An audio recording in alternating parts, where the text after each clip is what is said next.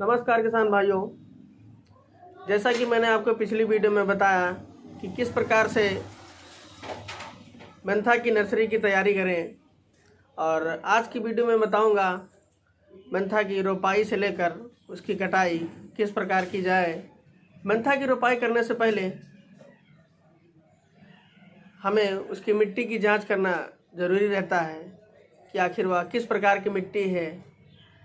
वैसे तो सभी प्रकार की मिट्टियों में मेंथा की खेती का उत्पादन किया जा सकता है, लेकिन बलुई दोमट, काली दोमट और पीली दोमट में मेंथा का अच्छा उत्पादन लिया जा सकता है, जिसका पीएच मान 6 से 7.5 होना जरूरी रहता है। मिट्टी देखने के बाद खेत की तैयारी किस प्रकार से करते हैं, आइए जानते हैं। खेत की तैयारी करने का मतलब आखिर किस प्रकार से खेत की जुताई की जाए। तो खेत की जुताई करने के लिए हैरो द्वारा 2 से 3 जुताई, गहरी जुताई करते हैं। उसके बाद गहरी जुताई करने से नीचे की मिट्टी ऊपर तथा ऊपर की मिट्टी नीचे चली जाती है। खेत की जुताई करने के बाद उसमें खाद डालते हैं। खाद अंतिम जुताई से पहले 2 से 3 टन सड़ी हुई गोबर की खाद तथा यूरिया 60 किलो, फास्फोरस 50 किलो तथा पोटास 40 किलो प्रति एकड़ के हिसाब से खेत में छिड़काव करते हैं। खाद के साथ साथ सल्फर तथा जिंक का भी छिड़काव करते हैं, जिससे मेंथा की फसल में पीलापन नहीं आता है। आइए बताते हैं आपको कि कौन सी सल्फर और जिंक कितनी मात्रा में डालें। तो ये हमारी एडामा कंपनी की मेन्सुल 80% WDG तथा क्रिस्टल कंपनी की तलवार जिंक 4 से 5 किलो प्रति एकड़ के हिसाब से डालना चाहिए।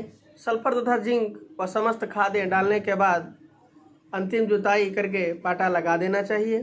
पाटा लगाने के बाद खेत को समतल कर देना चाहिए, जिससे कि पानी एक समान मात्रा में होना चाहिए। खेत में पानी भरने के बाद पौधरोपण की विधि अपने क्षेत्र के अनुसार चुन ले तथा पौधे से पौधे की दूरी 15 सेंटीमीटर तथा लाइन से लाइन की दूरी 45 से 60 सेंटीमीटर व पौधे को 3 से 5 सेंटीमीटर गहराई में लगाते हैं। संपूर्ण पौध रोपाई के बाद उसमें किसी भी प्रकार की घास न उगे, उसके लिए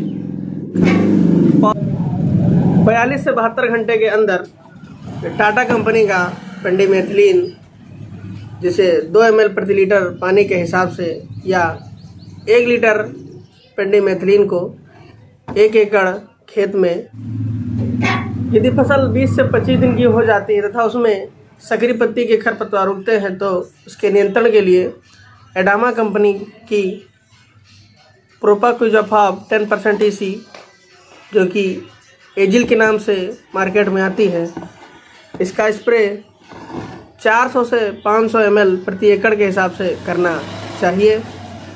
और यदि फसल में मोथा उगता है तो उसके नियंत्रण के लिए सल्फोसल्फुरान 75% SG, जो कि हर एक कंपनी का अलग अलग नाम से आता है। ये आपको IL कंपनी का केसर 400 से 500 ml प्रति एकड़ के हिसाब से छिड़काव करते हैं। मोथा के बाद यदि चौड़ी पत्ती के खरपतवार खेत में उगते हैं तो उसके नियंत्रण के लिए ये हमारी एडामा कंपनी की ऑक्सीक्लोरोफेन 23.5% EC 100 ml प्रति एकड़ के हिसाब से खेत में छिड़काव करते हैं। पौधों की अच्छी बढ़वार के लिए उसमें यह हमारा नाइट्रोजन, फास्फोरस, पोटास, जो कि 19-19 के फॉर्मेट में आता है, और यह वाटर सोल्यूबल यानी पानी में घुलनशील होता है, तथा इसके साथ किसी भी अच्छी कंपनी का ह्यूमिक सुपर पोटेशियम ह्यूमेट 98% का स्प्रे करते हैं।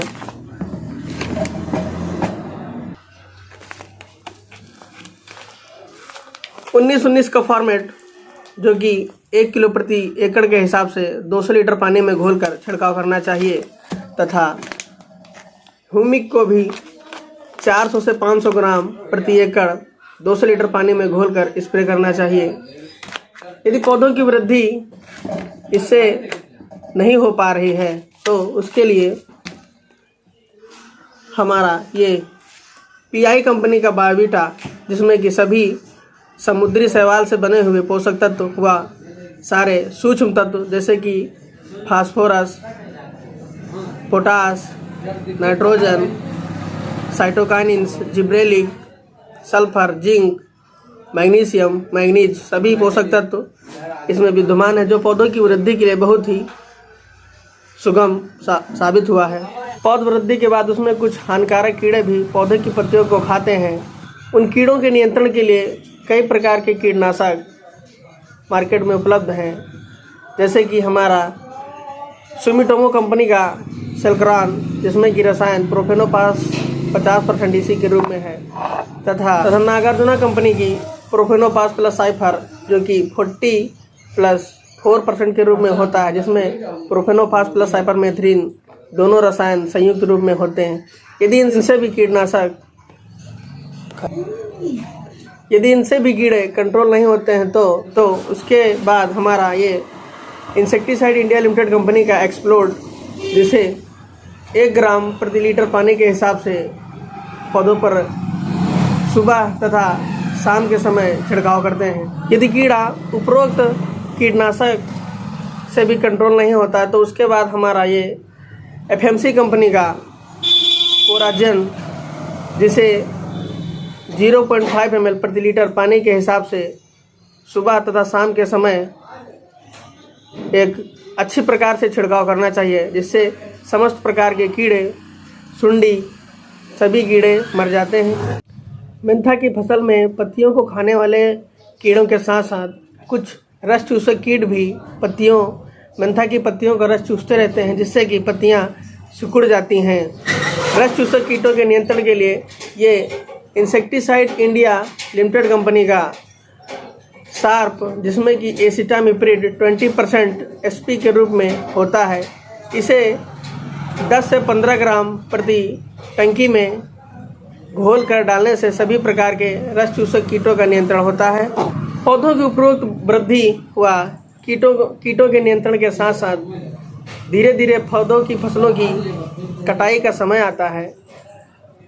मेंथा की फसलों की कटाई रोपाई के 100 से 120 दिनों के बाद तथा जब मेंथा की फसल की निचली पत्तियां पीली पड़ने लगती हैं तभी मेंथा की फसल की कटाई करनी चाहिए।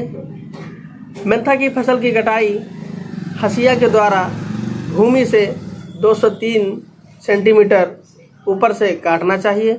इस वीडियो के माध्यम से आपको मेंथा फसल की संपूर्ण जानकारी दी गई। यदि इसके अतिरिक्त आपको किसी और भी प्रकार की जानकारी चाहिए तो हमारे YouTube चैनल पर कमेंट करिए और हमें बताइए कि आपको किस प्रकार की जानकारी चाहिए। धन्यवाद।